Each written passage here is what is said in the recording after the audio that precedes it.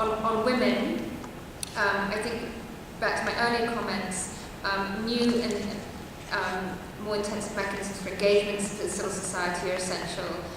Two key planks in engagement with women are education, and men, even in the most conservative areas, are often supportive of education for women, including in the professions, and economics.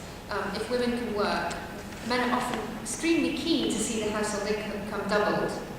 And if there are engagement opportunities for women in the economic sectors, including textiles, jewellery making, agriculture, this can be one way that in practice alters the experience of women and then leads to greater empowerment.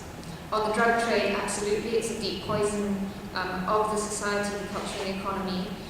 Many approaches could be used, including not only interdiction, but a much greater focus on, as the question suggested, on tracing assets, tracing money through the chain, and being willing to use law enforcement mechanisms to seize assets in banks other than in Afghanistan.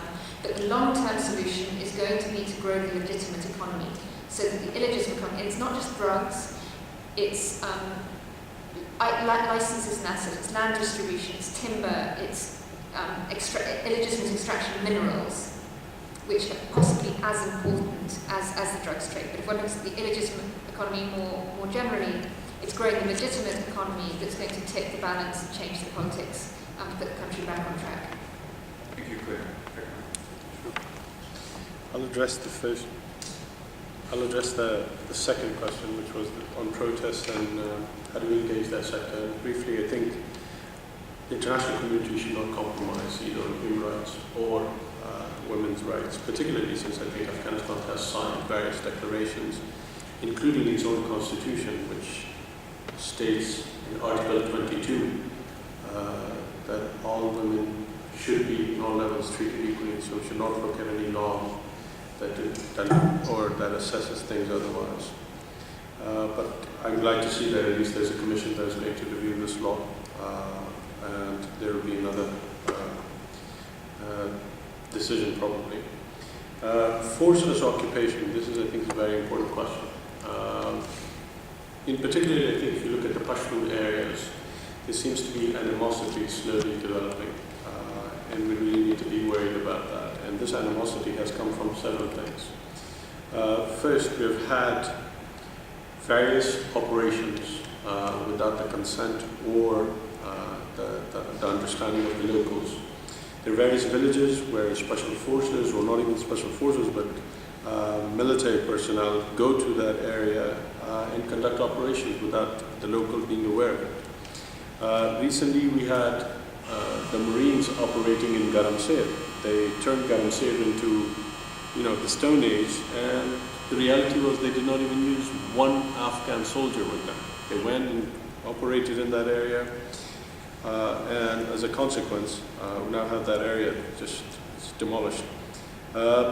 In 2004 and 2005, there were various surveys that were done on the perceptions of the international community, and there was over 80% support across Afghanistan for the international community.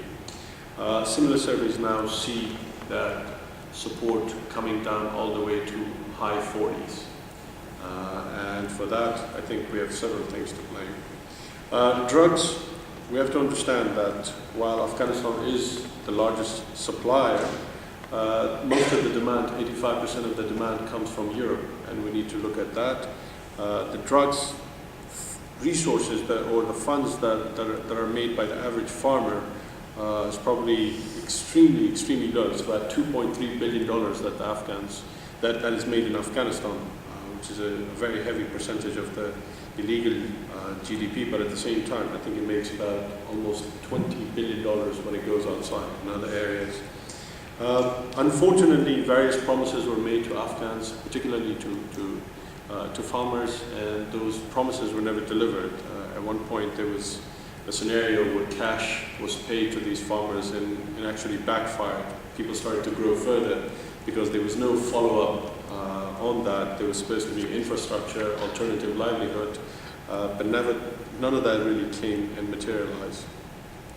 Logistics of security. I briefly mentioned the deployment of the coalition forces, how it's situated throughout Afghanistan, and it's really, I cannot understand it. I mean, I've done a lot of assessments of the security situation, but I cannot understand it. We need to create what is referred to as forward operating bases, particularly in areas where there's, where there's a gap between the Afghans and the coalition forces, and that gap, one of the reasons why in certain cases there was success in Iraq, because they went and they lived within the population, and I think in certain areas this is what Afghans are also looking at. In the beginning, what happened was that there was so much support for the international community that whenever you had someone attacking the coalition forces or someone throwing a grenade at them, it was the local population who would stop them. We had an example in Kandahar where there was a young kid trying to throw a grenade at the Americans, and it was the locals who stopped them. But what happened was afterwards, this gap increased, because whenever they would capture those people, they would be released because of a judicial system that was, incompetent. At the same time, we were not able to protect the population. This is the key issue, that, at one point they will collaborate, but once they leave, the militant comes and they cut your head off. What do you do? So protecting the population is extremely crucial. And I'll leave it at that. We're out of time, so I'll be quick, right? Yeah, it's forces as occupiers. You don't see a foreign soldier as an occupier if he brings benefit to your organization. I bring up Imperial Grunt again. The armed forces of the United States in so many places of the world in small units go forward and help develop security forces there. Help them become. There's a little town in Colombia that, and I've forgotten the name of it, but it's touted as one of the great examples of special forces working with Colombian forces to create a stable environment that had been terrible, had been a ghost town, now is a thriving mid-sized town. So to echo Mr. Karzai's comment, the integration of the outside forces, the outside allied forces with their ally inside of Afghanistan would go a long way to help avoid that occupier role. And I'll pass to the others. I want to thank Claire Lockhart, Karzai, and Major General Polaki for your time and your analysis. Their comments will be available on cpc.grijalva.house.gov, and I think they're open to establishing a relationship with any of your staff as you continue forming policy for and with your member. And I want to give shout-outs and thanks to Bill Gold, Executive Director of the Congressional Caucus, and Glenn Miller and the rest of his team in Congressman Grijalva's office for really making this series happen. Next week on the 28th, we'll be having our fourth panel on comprehensive strategy for Afghanistan at 10 a.m. Look to the website for the location. Thank you all for